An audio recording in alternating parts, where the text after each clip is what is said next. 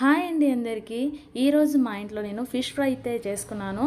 ఈ విధంగా fish fry చేసుకుంటే ఎలాంటి వాసన లేకుండా, నీచు వాసన లేకుండా ఫిష్ ఫ్రై చాలా బాగుంటుంది. ఎన్ని తినాలనిపించే ఫిష్ ఫ్రై ఈరోజు ఎలా చేయాలో తెలుసు. ముందుగా నేను నీట్గా కడిగి పెట్టుకున్న ఫిష్ని తీసుకున్నాను. 4-5 సార్లు ఉప్పేసి నీట్గా ఈ ఫిష్ని అయితే కడిగి పెట్టుకున్నాను.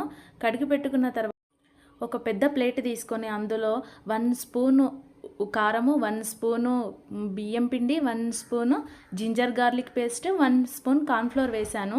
గిన్నెలో ఉన్న ఫిష్ అన్నిటినైతే ఒక్కొక్కటిగా తీసి ప్లేట్లో పెట్టుకుంటున్నాను.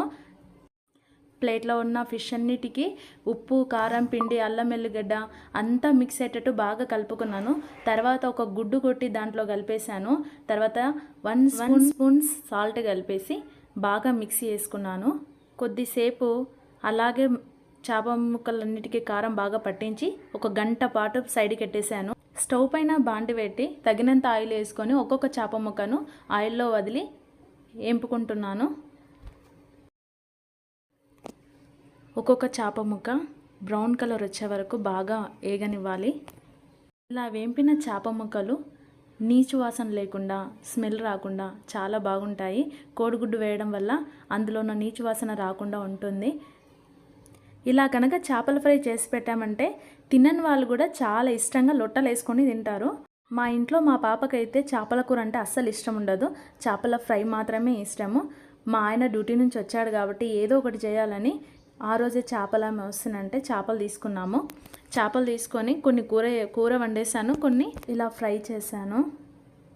మా ఆయనకైతే నా చేత్తో వండి పెట్టడం అంటే చాలా ఇష్టము. ఎందుకంటే సంవత్సరానికి 2-3 సార్లు మాత్రమే ఇంటికి వస్తుంటారు.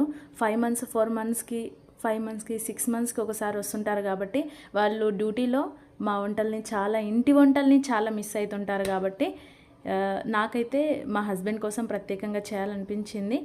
ఆయన వస్తున్నంటే ఏదో ఒక వెరైటీ చేయాలనుకుంటాను. కాబట్టి ఈరోజైతే నేను ఫిష్ ఫ్రై చేశాను. మీకు గనక ఈ వీడియో కానీ నచ్చినట్టయితే కామెంట్ చేయండి, లైక్ చేయండి, సబ్స్క్రైబ్ చేసుకోండి. ఇక్కడ మా పాప ఫిష్ ఫ్రైని పప్పుతో ఇష్టంగా తింటుంది.